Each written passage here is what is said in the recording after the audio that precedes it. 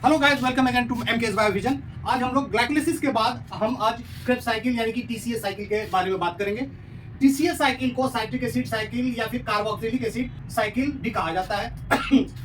यूं तो इसके डिफरेंट बहुत सारे इंटरमीडिएट हैं और बहुत सारे एंजाइम्स इस साइकिल को ऑपरेट करने में इन्वॉल्व हैं और डिफरेंट कंपोनेंट्स जो क्रेब्स साइकिल के हैं और उसके बीच में जो रिलेशन है उसको इस्टेब्लिश करने में बहुत सारे साइंटिस्ट का योगदान रहा है। लेकिन फाइनली हैंस एडोल्फ क्रेब ने 1937 में क्रेब साइकिल के कंप्लीट फॉर्म को दिया और इसके लिए इनको Nobel prize in medicine in 1953 में मिला।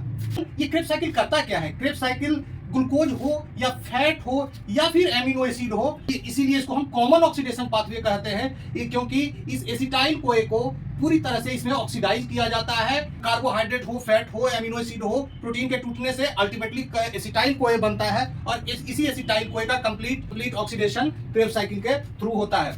All the enzymes of TCS cycle और Kreb cycle are located in the matrix of mitochondria.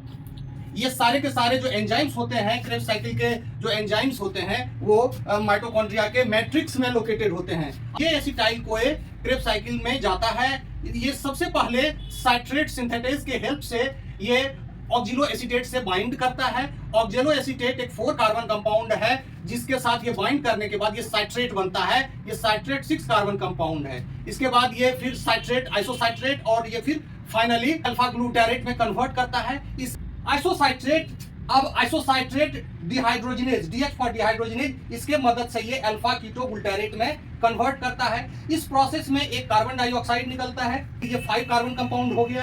अब 5 कार्बन कंपाउंड में फिर दूसरा डिहाइड्रोजिनेशन होता है अल्फा कीटो ग्लूटारेट डिहाइड्रोजिनेज के द्वारा, जिसमें पुनः एक कार्बन डाइऑक्साइड निकलता है और NADH का फॉर्मेशन होता है। तो दो ये कंसेक्यूटिव प्रोसेस है जिसमें CO2 निकलता है और NADH का फॉर्मेशन होता है। इसके बाद सक्सिनाइल कोए का फॉर्मेशन होता है। सक्सिनाइल कोए बनने के बाद ये फिर कोएंजाइम A इससे हटता है और इसी प्रोसेस में एक GTP का फॉर्मेशन होता है और ये process the process is catalysed by succinyl CoA synthetase. Succinate बनता है यानी कि सक्सिनिक एसिड बनता है। चूंकि 2 कार्बन निकल चुका है इसलिए सक्सिनेट जो है ये 4 कार्बन कंपाउंड होगा।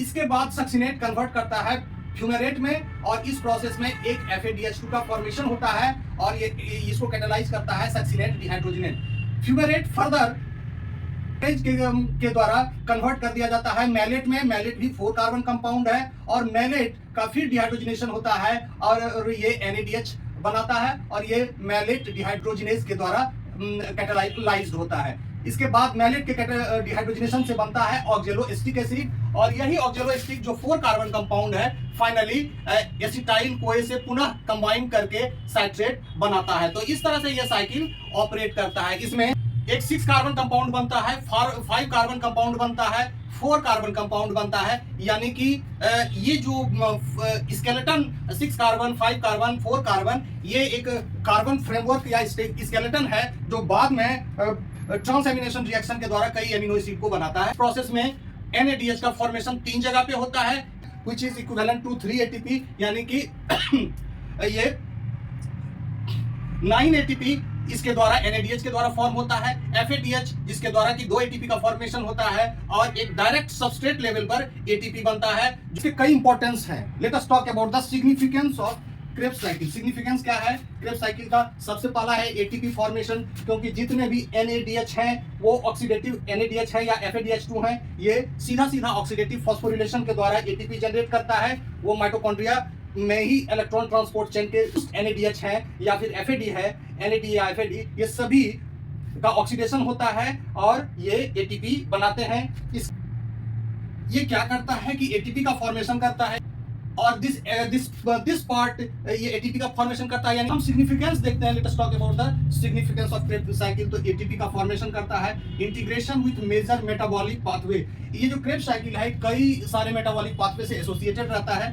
Fat is burned when the wick of carbohydrate. ये बड़ा इंटरेस्टिंग पॉइंट है और this is very interesting statement कि वीक मतलब बाती। जलता तो है कार्बोहाइड्रेट, लेकिन उसी के विक का सहारा लेके फैटी फोज बनाता है पायरुवेट, और फाइनली कन्वर्ट होता है एसिटाइल कोए में, और एसिटाइल कोए का ऑक्सीडेशन होता है। तो ये प्रोसेस मेनली ग्लूकोज के लिए है, लेकिन फैट भी इसमें बर्न होता है और एमिनो एसिड भी इसके द्वारा ऑक्सीडाइज होता है। Accessory carbohydrate is converted into neutral fat. Excess carbohydrate is converted into neutral fat. ये क्रेब्स साइकिल के सिग्निफिकेंस बहुत सारे हैं। पहला तो है कि ये ऑक्सीडेशन करता है कंप्लीट एसिटाइल कोए का obtained from the different sources, और दूसरा है कि ये एटीपी का फॉर्मेशन करता है। 3 जगह पर NADH का फॉर्मेशन होता है और ये जाके FADH2 भी बनता है। तो ये सारे नेगेटिव फॉस्फोरिलेशन के थ्रू एटीपी का फॉर्मेशन करते हैं, और सबस्ट्रेट लेवल पर भी एक एटीपी के द्वारा एटीपी को ट्रांसफर कर दिया जाता है और एटीपी का फॉर्मेशन होता है। अब और भी इसके कई सिग्निफिकेंस है। Integration with major metabolic pathway, बहुत सारे मेटाबॉलिक पाथवे हैं जिस क्रेब्स साइकिल का सीधा लिंक है। Fat is burned on the wick of carbohydrate, यानी कि विक मतलब का जो ऑक्सीडेशन होता है उसमें फैट भी बर्न हो रहा है जरूरत पड़ी तो। सेम ऑक्सीडेटिव पाथवे के द्वारा बहुत सारे एमिनो एसिड के कार्बन स्केलेटन इसी से मिलते हैं, जैसे अल्फा कीटोग्लूटारिक एसिड के द्वारा गाबा या फिर ग्लूटारिक एसिड या ग्लूटामेट का स्केलेटन मिलता है, और जेलोएस्टिक एसिड और पायरुवेट के द्वारा भी डिफरेंट एमिनो एसिड्स का सिंथेसिस होता है। तो उसके लिए ये दोनों प्रिकर्सर की तरह काम करते हैं। एनाप्लूरिटिक रिएक्शन है। एनाप्लूरिटिक रिएक्शन का मतलब होता है different components of Krebs cycle is utilized. Different intermediates of Krebs cycles are utilized for different purposes. For synthetic synthesis of various amino acids and nucleic acid, phosphate pentose pathway के बहुत सारे intermediates जो इससे निकलते हैं for the synthesis of amino acid.